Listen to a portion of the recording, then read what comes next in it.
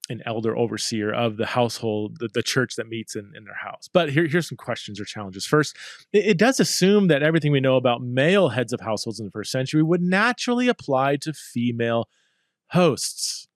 And here I can hear some people saying, "Oh, you misogynistic son of a." Hold on, like I'm not saying like, "Oh, I'm fine with men doing it, but I don't know about women." I'm trying to say, in the first century, in the Greco-Roman environment, given everything we know about male and female relationships in the first century, given that environment, can we neatly map what we see about male heads of households and say, well, if we see a woman head of the household, then all the function that the man would have had would have been naturally ascribed to the woman. I'm not saying I have a problem with that. I'm saying I think some people in the first century might have had a problem with that.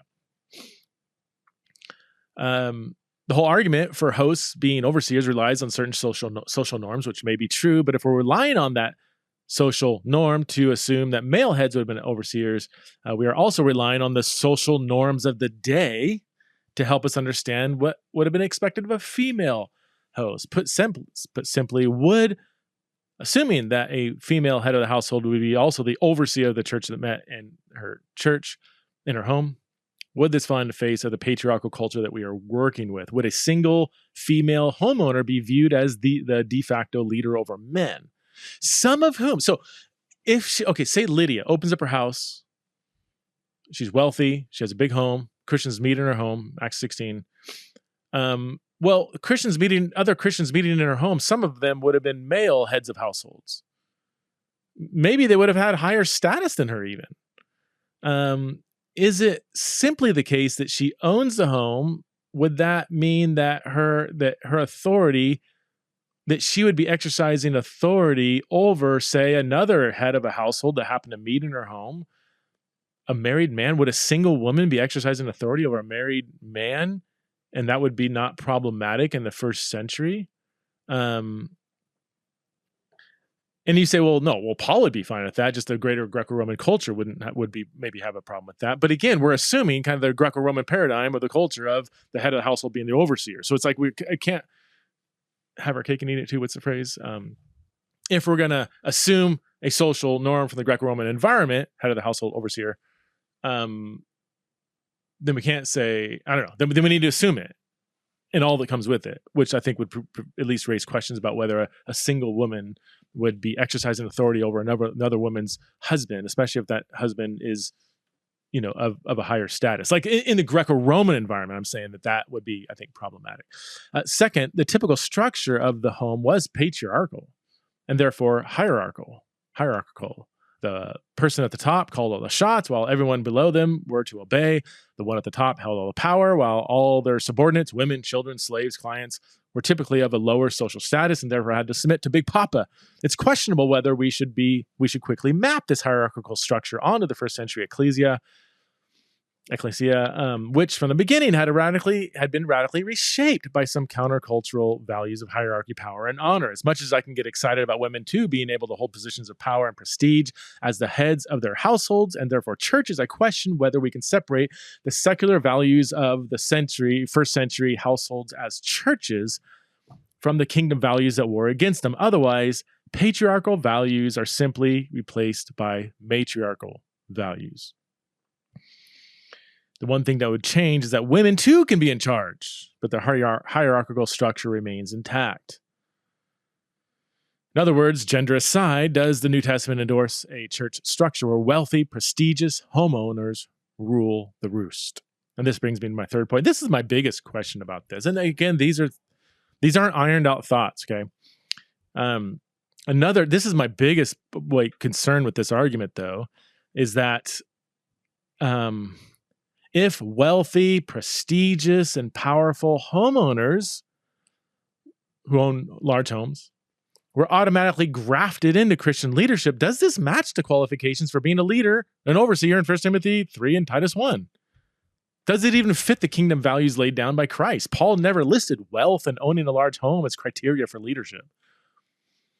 I'm asking around, like, what am I missing here? Because it seems like kind of an obvious point.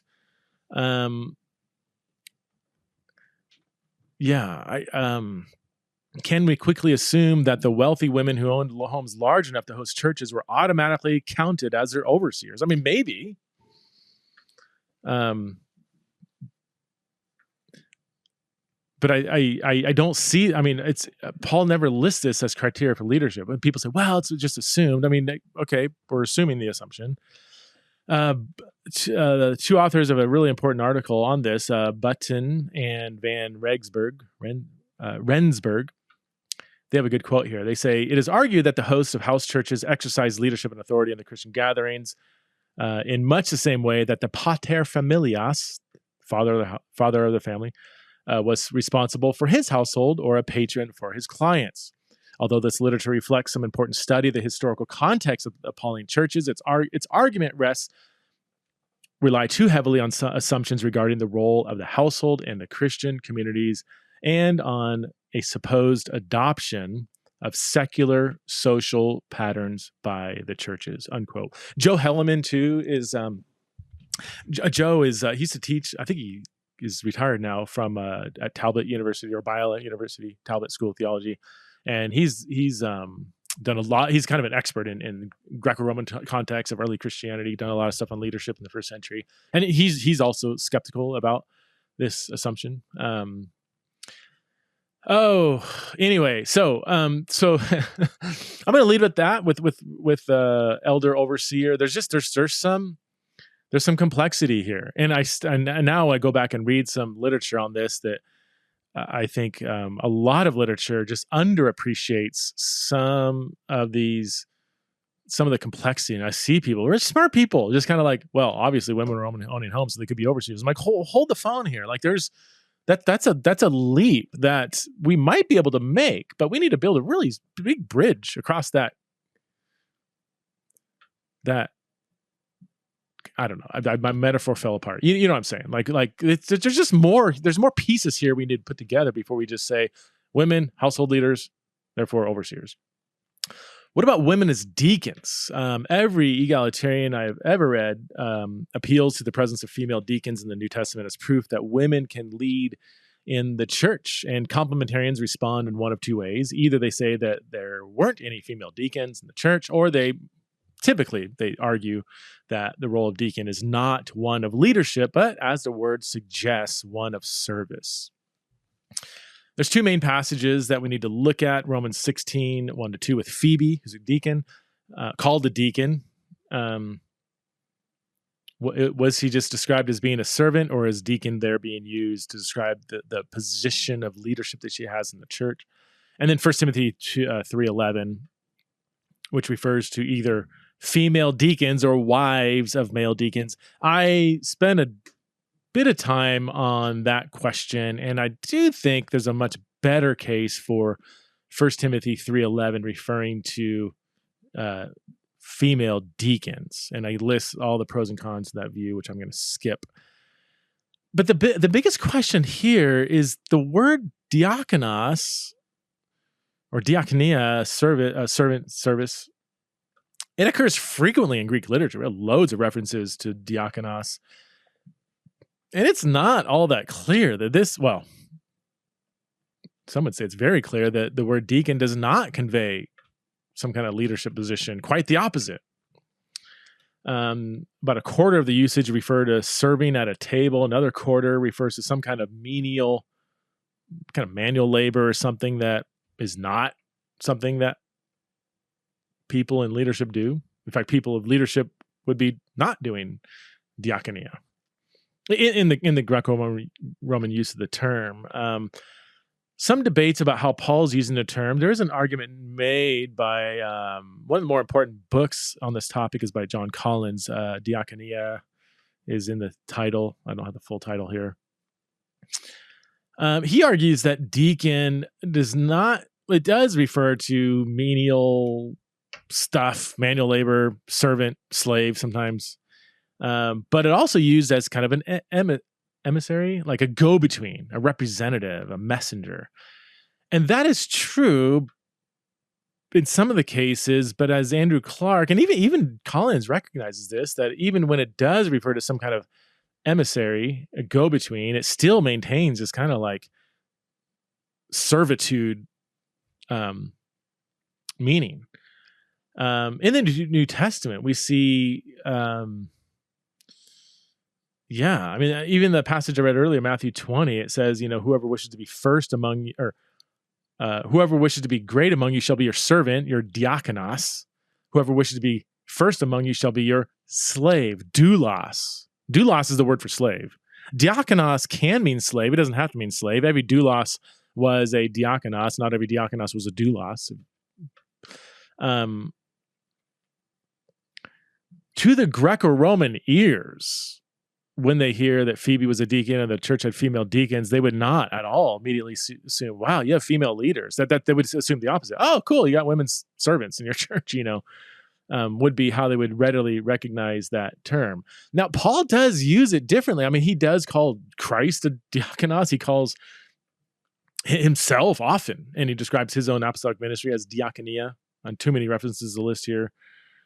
Calls himself a diakonos of God. So deacon it does have a why. So here's another thing. Could deacon then be capturing the servitude, upside down nature of leadership? So in a roundabout way, could deacon actually be describing Christian leadership? Because Christian leaders are servants, are slaves of their people. I'm using Paul's metaphor here. Or is it just a general term for all Christians who are serving others, who are imitating the service of Christ? I don't. The only place where the function of deacon is described is that 1 Timothy 3:11 passage, where it kind of gives a list of qualifications. And there we don't have the same kind of description of deacon as we do as elder, who are exercising some kind of leadership over and teaching over men. As far as I can tell, there's no clear connection between deacons being teachers in the church. I'll come back to Phoebe in a bit because there might be something there. But so in light of all this, I don't think it's probable that the mere use of the term diakonos, diakonia to describe the role that some women played in the church must mean that they were leaders. Again, this is me in part of my journey. If I'm going to keep researching deacon, I just when people, I'll see people get really upset at men that say, "Well, Phoebe's a deacon doesn't mean she's a leader," and they say, "You misogynistic bigot! How if she was like, hold on, maybe I'm just looking at how the word is used here. Given just the use of the word, I don't think it just leaps off the pages that deacon means leader. I'm not saying that she wasn't a leader." And deacon maybe could be used in that sense, kind of again capturing the upside down nature of leadership. But I think just the fact that she's called a deacon, there's the word is used too widely in too many different kind of contexts to just assume that a woman called deacon is therefore a leader. There's other questions. I'm going to skip this. Husband of one wife. I'm going to skip that. Let's go to because I'm already an hour in. Let me jump to my second area of research. I'm going to try to go a little quicker here, and I don't want to give away all the good stuff here. Some of this, I do want you to buy the book eventually, which you'll have to, because I could change my mind on everything I've said right now. This is part of the journey I'm on. Does the presence of female prophets in the New Testament prove that women can be pastors and preachers today? Is the question. I'll never forget Tom Schreiner, who I think still today would say this is the best egalitarian argument. I remember asking this 20 years ago, what's the best egalitarian argument? And he says the presence of female prophets. He says the kind of burden of proof is on complementarians to say that this is not an authoritative position in the church, and this is not akin to preaching and teaching in the church. So knowing that this is kind of, for an honest complementarian like Tom Schreiner, this is maybe the main argument against his position. I was really curious to dive into this, and man, I like I hinted at earlier, I opened up a door to a whole new world of research of prophecy in the first century and in the New Testament. Some of the more significant studies are by David Hill, E. Earl Ellis, David Ani. There's another book. I'm blanking on the guy's name. He wrote a book called The First Theologians. Was good. Wayne Grudem, which we'll get to. Anthony Thistleton has a lot of good stuff on prophecy and is massive commentary on First Corinthians. There's a recent overview article by Blaylock, and I'm blanking on his first name. It's free in the journal Themelios. I just every now and then I'll kind of Google around and see if there's any good articles online. Not blogs, not Pinterest, but like actual scholarly. Sometimes there's scholarly articles that are free online. And this is Blaylock. I'm trying to look for his first name. Anyway, he has a good overview of the different views on prophecy. I think he summarized like 5 different views on what prophecy means in the first century. And I don't think I don't remember him even really asking the question about women and leadership. Like he's just looking at what is prophecy. And I like it when you have people that aren't looking at this question through the lens of women in leadership, because I think that can skew how they treat the evidence. That's another side point. One of the more frustrating things in this conversation is I have to look up. I'm so tired of looking up people's references, footnotes, books they're citing, extra biblical sources they're citing that simply either aren't true or are incomplete, because they're so driven towards a certain view they're trying to prove. There's the politicalization in the research here is just fascinating, which is why I'm going so slow, because I'm having to look up every single reference people cite, because half of them don't support the point they think it does. Anyway, so this is why, like, when I look at prophecy, I don't want to look at somebody necessarily. I don't want to just rely on somebody who kind of has an axe to grind in terms of women in leadership, because as I've seen time and time again, when I do read stuff like that, they end up leaving out all the arguments that go against the view that they're trying to promote. Is prophecy, first century prophecy, similar to modern day preaching in the church? Again, don't assume pulpit, monologue, preacher in I almost said in a tie. I don't think anybody wears ties anymore, but don't assume what's going on today. But is there some overlap, some believer standing up or sitting down and communicating God's word, whether it's a personal revelation, part of scripture, whatever, in some kind of authoritative way to a mixed congregation, to where people listening are expected to respond in obedience, confession, repentance? Is prophecy in the New Testament similar to modern day teaching and preaching in church, where somebody reads, interprets, and verbally expounds upon scripture with some kind of exhortative purpose, meaning a call to obedience and, if need be, repentance? That's the question I'm asking. Obviously, prophecy isn't just foretelling the future, but forthtelling. That's not really debated. Of course, some prophets do tell the future. We see this even with Agabus in the book of Acts, but it's prophecy in both testaments is primarily forthtelling, not just predicting. Women were clearly prophesying in the New Testament. So does this give us biblical evidence that women are permitted to preach and teach in the church today? We have, do you want references? Do I have references? You have, Anna is called a prophetess. You have Philip's daughters who were prophesying in Acts 21, verse 8-9. Paul assumes women are prophesying in 1 Corinthians 11:5 and doesn't have a problem with it. Acts 2 quotes Joel 2, Acts 2:17 and 18, saying, in the latter days, men and women will prophesy and dream dreams, I believe, and other things there. You have female prophets in the Old Testament: Miriam, Deborah, Huldah, Noadiah. Huldah is a significant one there, which I haven't looked into too detail at that, but I'm excited to. Okay, I'm going to skip over some stuff here. So most of the monographs, articles, people who have studied this out, who aren't literally looking at the women question, they're just looking at what is prophecy in the New Testament. The overwhelming majority did describe prophecy in ways that would be similar to some kind of preaching and teaching. It's not exactly the same thing. There's words for preaching, there's words for teaching, but there is a significant overlap in the function. The one major scholar who doesn't agree with this is Wayne Grudem. Now, let me get some liquid here.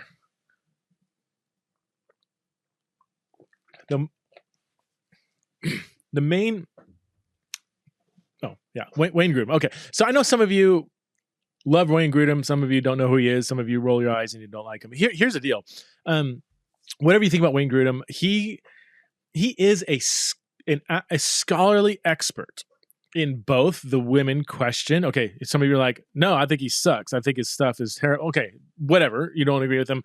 He is a scholarly expert, meaning he has done a ton of scholarly work on the question of women in the New Testament. But he is primarily an expert in prophecy. He wrote his PhD dissertation at Cambridge University on prophecy in the first century in the New Testament.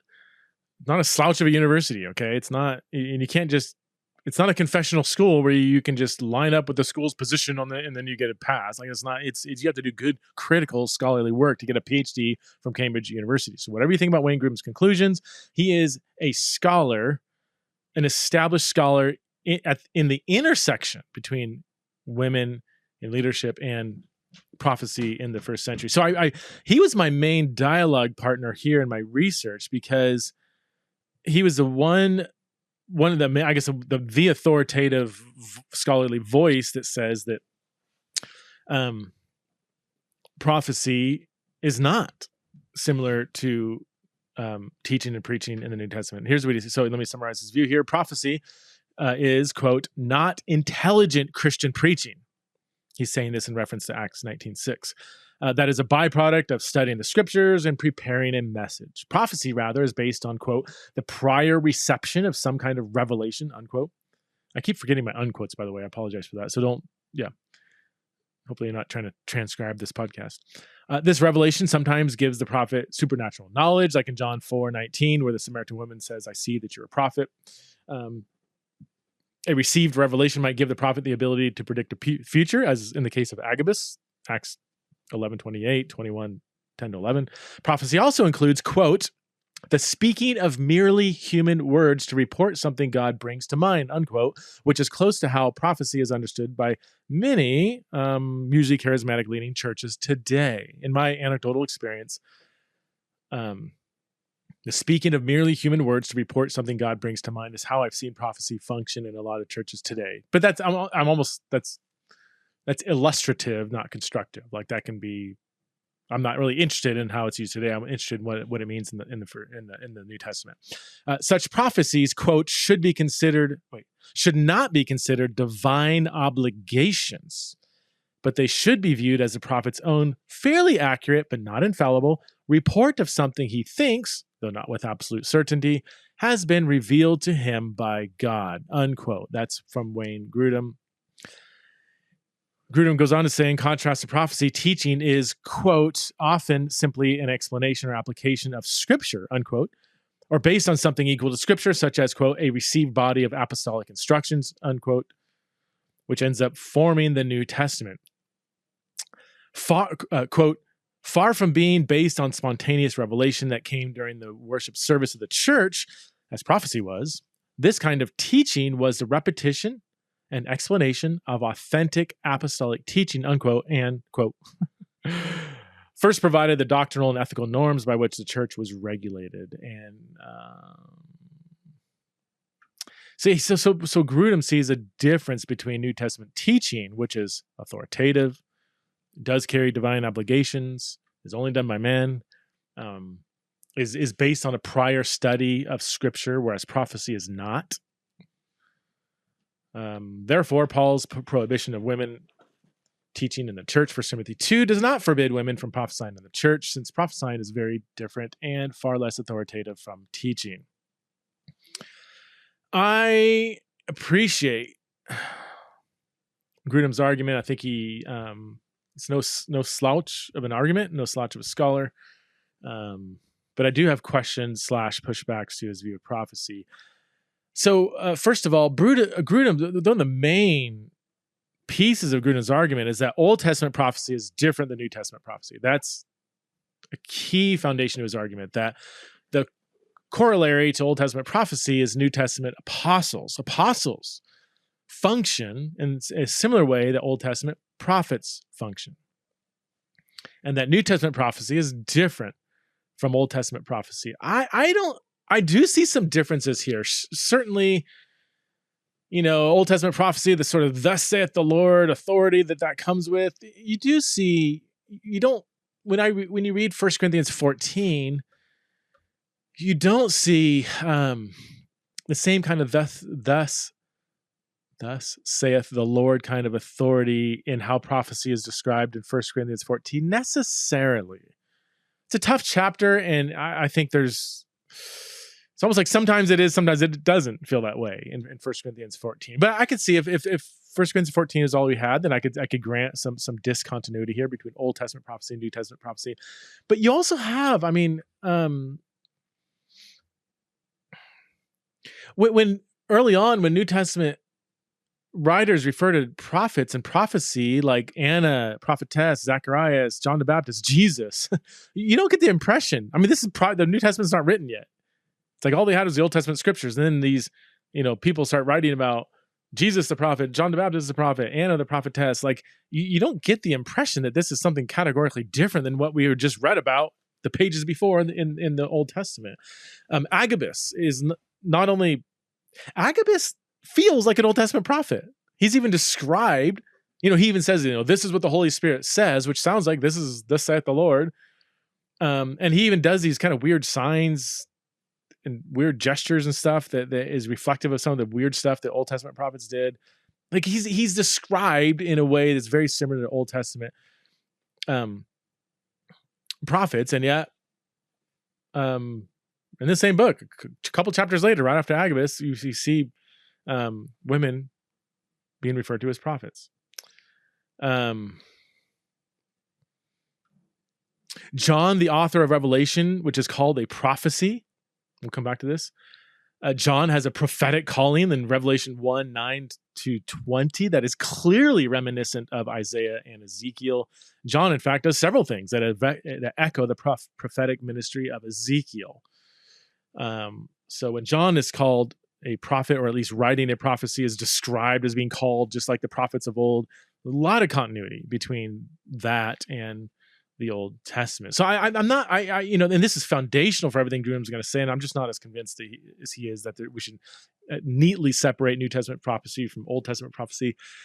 A second argument, I think this is kind of big. As I just said, the book of Revelation is called a prophecy over and over and over. Revelation 1:3, 22:7, 22:10, 22:18-19. And the word prophecy doesn't just describe the revelation that John received from the Lord, which he ended up writing down. Rather, the book itself is called a prophecy. 4 times at the end of the book, John refers to Revelation as the prophetic words of this book.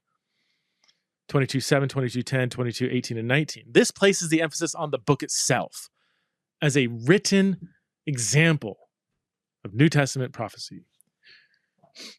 This is important because the book of Revelation is the most scripture-saturated book in the New Testament. It comes with a severe threat to anyone who adds or takes away from its words in Revelation 22:18-19. And various studies have identified up to 1,000 references to the Old Testament in 22 chapters. Squeeze the book of Revelation and scripture will pour out. This certainly doesn't fit Grudem's description of prophecy as, quote, the speaking of merely human words or report something God brings to mind, or, quote, subordinate, prophecy being subordinate, according to Grudem, to the authoritative teaching of Scripture. And it certainly doesn't feel that the book of Revelation, quote, should not be considered divine obligations, but they should be viewed as the prophet's own fairly accurate but not infallible report of something he thinks, though not with absolute certainty, has been revealed by God. The book of Revelation just doesn't fit Grudem's description of prophecy. He has a response I'm not going to get into. It's just felt, obviously he's aware of this argument. His response was very short and, to my mind, very unconvincing.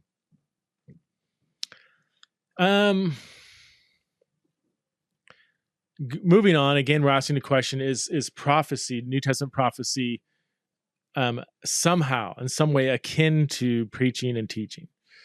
One of the more important verses in this question comes in 1 Corinthians 14:3, where we're given the closest thing we have to a definition of New Testament prophecy. Paul says, the one who prophesies speaks to people for their upbuilding, oikodomen, and encouragement, paraklesin, and consolation, paramuthion.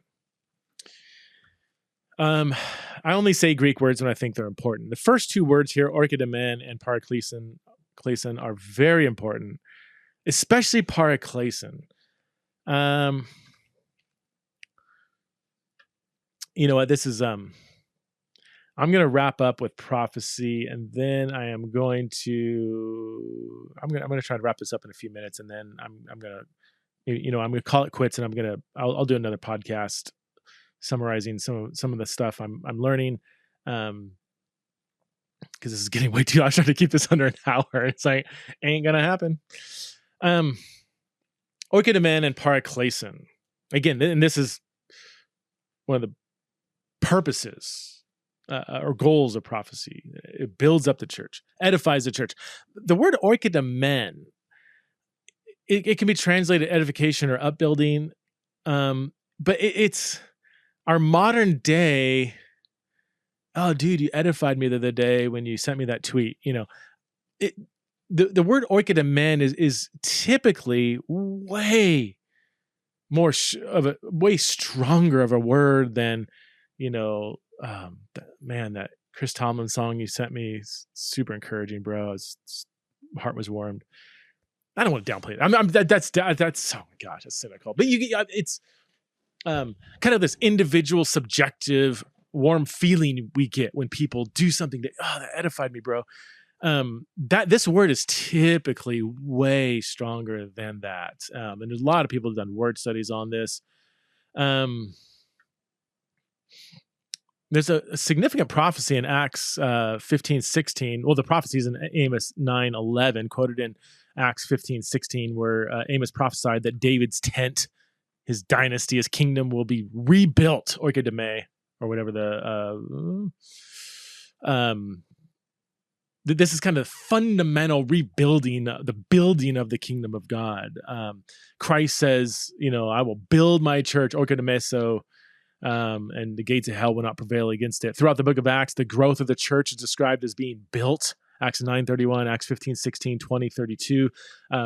The term oikodomen, the verb in particular, is important in Paul, where it often refers to a specific apostolic activity in relation to planting churches and raising up disciples. For instance, Romans 15:20, Paul says he does not want to build upon another's foundation, oikodomo. 2 Corinthians 10:8, Paul talks about his apostolic authority as something the Lord gave for building up. Also in 2 Corinthians 12:19, Ephesians 2:20-22, the church is described as being built upon the foundation of the apostles and the prophets. Here we have another connection between a word, the root from oikodomeo, and the ministry of the apostles and the prophets. And there's more. I could cite more passages here. Ephesians 4:11-12, 1 Corinthians 3:9-15 is really significant. So the goal of prophet, so it's more than just individual, subjective, warm encouragement. It is a foundational role in establishing the foundation of the church. That was redundant. Shouldn't have said foundation twice. You get it. This is a really strong theological word. So there are times, and Paul says, build one another up, Romans 14:19. So it's not like oikodomē is only something that church leaders or apostles or these authoritative figures do. But it's most often used in a very theologically rich, strong sense. Let me quote Thomas Gillespie. He's the one that wrote that book. Now I forgot the name of the book. Before I said the name of the book, couldn't remember the author. Now it's the author. I can't remember the name of the book. Anyway, he says, our issue is not whether prophecy alone builds up the church, which is manifestly not the case. The question is how prophecy, as the inspired word of the Spirit, contributes to this end. Essential is the notion that oikodomen and the proclamation of the gospel are both functionally and materially related. Okay, so that's one of the three words related to prophecy. The second one is super significant, paraklesin, from parakaleo. Paraklesin is sometimes translated comfort. But and it's used a lot. Parakaleo occurs 109 times in the New Testament. Paul uses the term 44 times as one of his primary commanding words, paraklesin. Has a range of possible meanings depending on the context. Can mean comfort, urge, exhort, plea, ask, or comfort, urge, encourage, plea, ask, or exhort. Paul typically uses parakaleo, paraklesin, the noun, to convey some kind of authoritative exhortation, expecting some kind of obedient response on the part of its hearers. Here, I'm drawing on. Is this Claire? I think I'm drawing on Claire Smith here, a complementarian New Testament scholar who wrote a beastly book on teaching in 1 Corinthians and the pastorals, and she has a whole chapter. It's, when I say beastly, it's theological, it's scholarly, robust work, like I think 400 plus pages, and one of the highest level monograph series that anybody can publish a book in. She's done a lot of work, and she's the one that says this is one of Paul's like commanding words, and she's complementarian, by the way.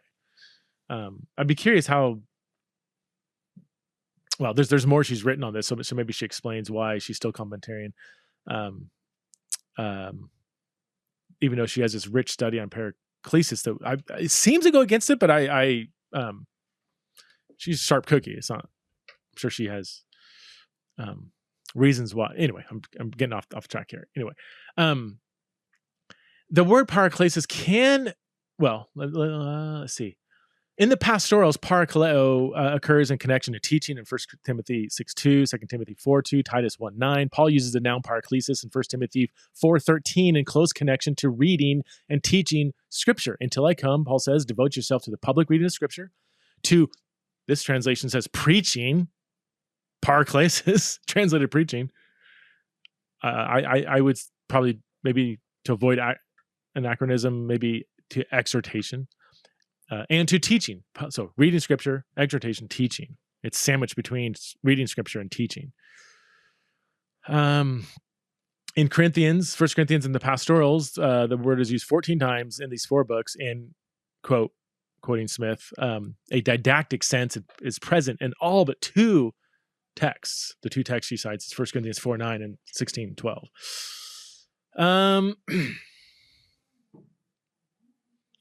Anthony Thistleton says the sense of the word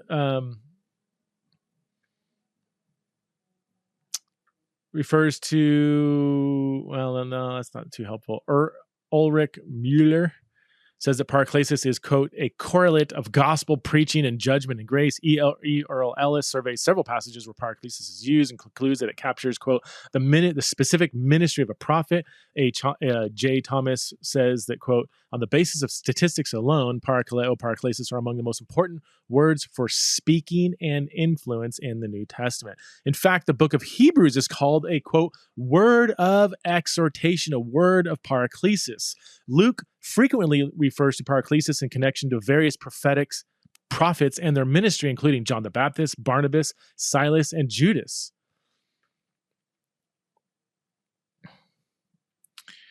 Where's that?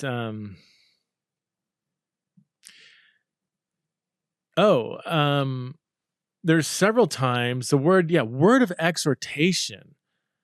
Again, the whole book of Hebrews is called a word of exhortation, a word of paraklesis. In Acts 13:15, a sermon. I don't know how to describe it. It looks like a sermon to me that's filled with scriptural interpretation is called a word of exhortation, Acts 13:15. Same thing with Acts 13:32, where prophets, I believe there it's Silas and maybe Barnabas, like basically exhort the church as prophets.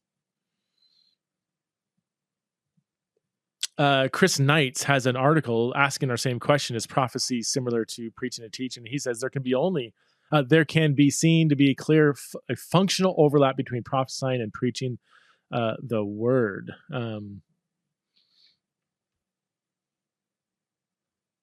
This is where John Calvin, he says, those with the gift of prophecy, quote, were blessed with a unique gift of dealing with Scripture, not only by interpreting it, but also by the wisdom they showed in making it meet the needs of the hour. John Calvin. Dude's complementarian like no tomorrow. But then when he gets to women, he's like, well, obviously women can't be doing this.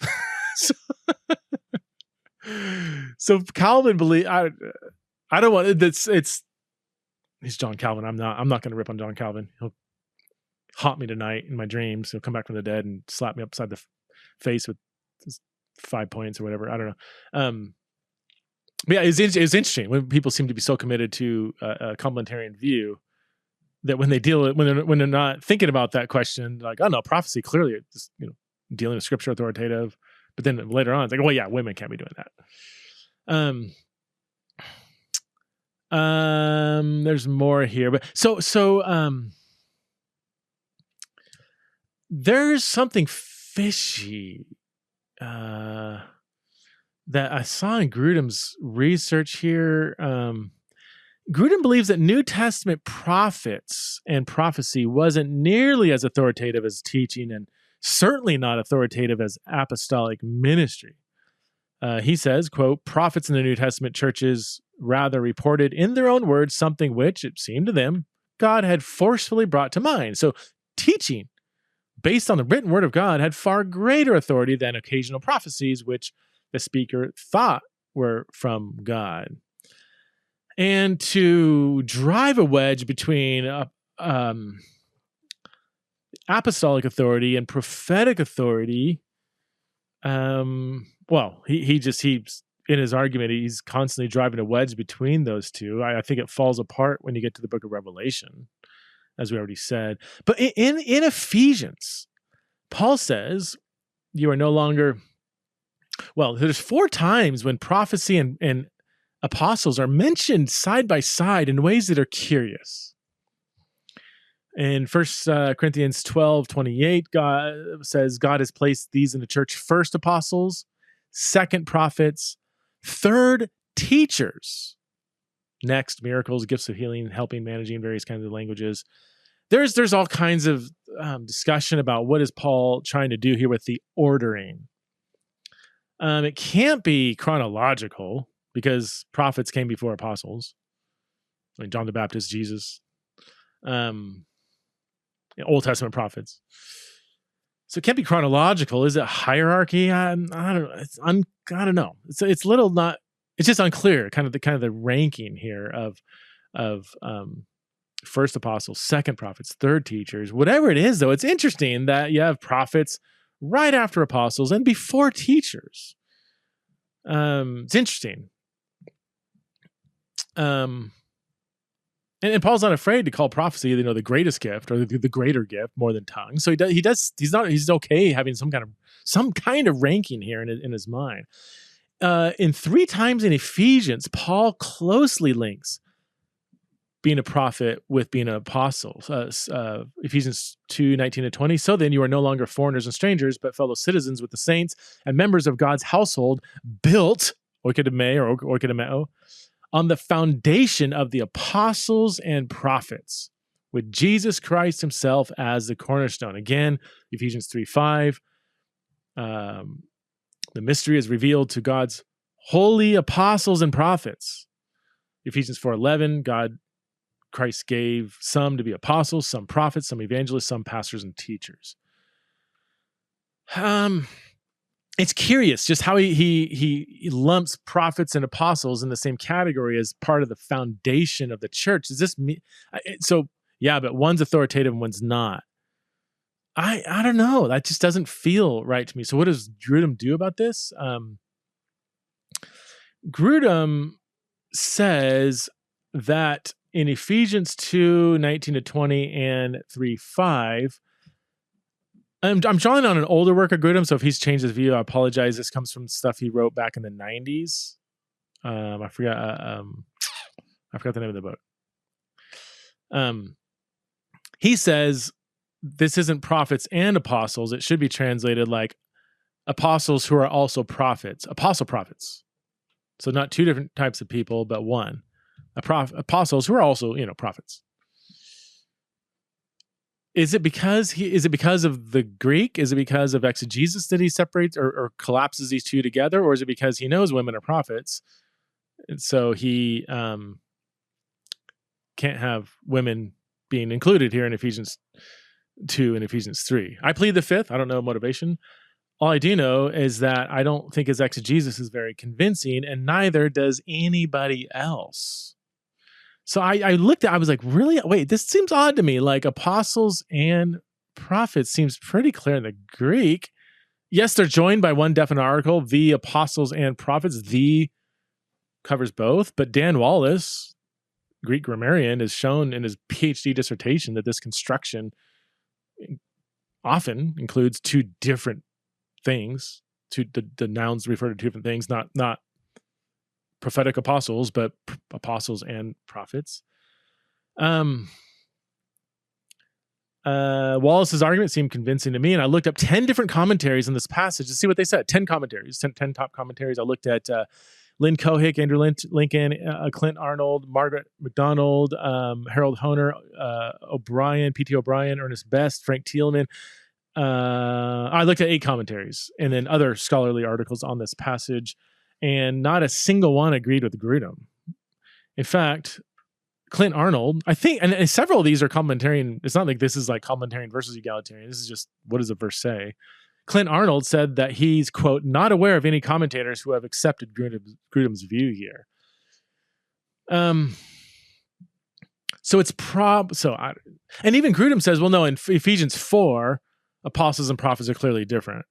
So he accepts or he says that in chapter 2, they're the same. Chapter 3, they're the same. But when we get to chapter 4, they're different. He has to say they're different because they're clearly different there. I mean, I think they're clearly different in all 3 passages. But so I don't know. It just felt fishy to me. I was like, well, yeah, I think your women in ministry conclusion seems to be shaping your exegesis, because your exegesis is not only not convincing to me, but not convincing to any other scholar that I've seen so far. Maybe I'm missing some. Maybe I need to look at 20 commentaries, and I might find some.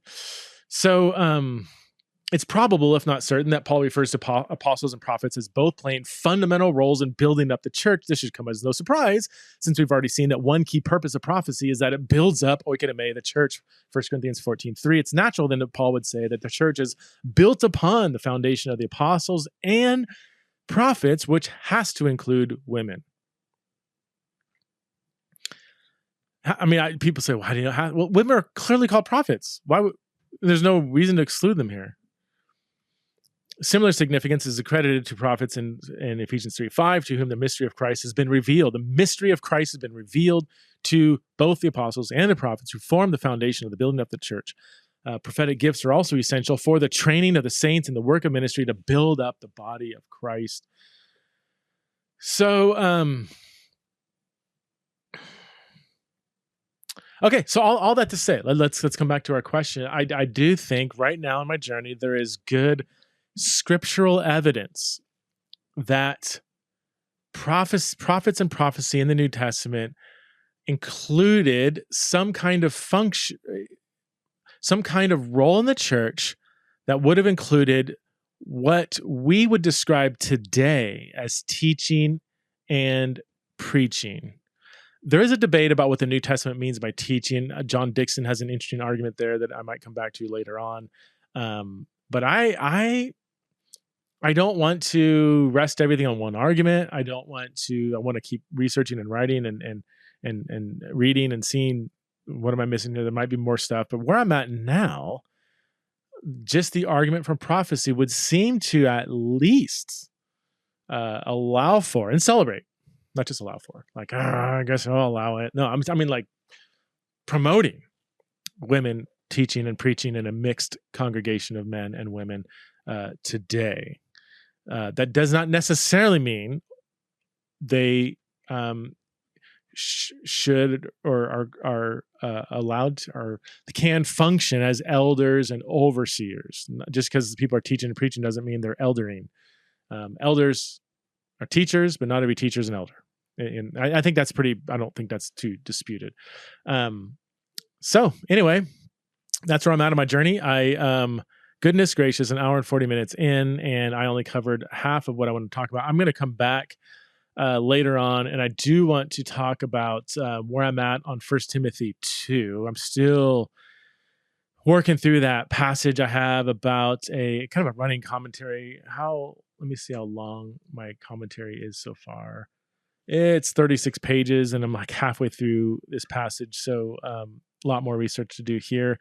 So I would like to just kind of summarize some of my findings there. And then I do want to look at Priscilla, the deacon and benefactor, maybe, and letter carrier, maybe, of the letter to the Roman Church. So anyway, for those of you who are fully asleep yet, I hope you enjoyed this podcast. I know it's a bit more technical and thorough than I normally am, but just to give you a little insight into where I'm at in my journey, it's been super interesting, and I have a lot more work to do. So thank you so much for listening to the show. If you would like to support Theology in the Raw, you can go to patreon.com/Theology in the Raw. Support the show for as little as $5 a month. Get access to all kinds of behind the paywall goodies. Like a lot of my research that I'm doing here, I'm actually posting the PDF document of where I'm at on my Patreon for some of my Patreon supporters. So if you do want access to a lot of this in a written form, Patreon's where it's at. We also have Zoom discussions tonight. Is our first Zoom conversation. I'm super excited about that. And yeah, patreon.com/Theology in the Raw. And we'll see you next time on the show.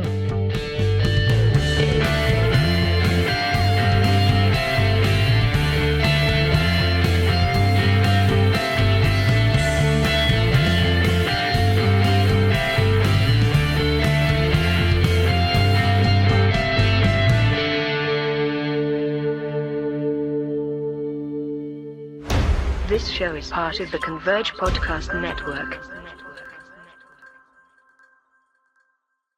Hey friends, I just want to invite you to consider joining the Theology in the Raw Patreon community. This is a group of followers who believe in the ministry and work of Theology in the Raw and want to support it financially. And honestly, I've been so impacted by the people who have chosen to support this podcast. Every month they send in a bunch of questions. A lot of them are really personal, and I get to spend time responding to them in a private podcast. And we'll message each other throughout the month and post responses to each other's questions. I'm actually going to start something new this fall, a monthly live Zoom chat with some of the members. And I'm super looking forward to actually seeing more of their faces every month.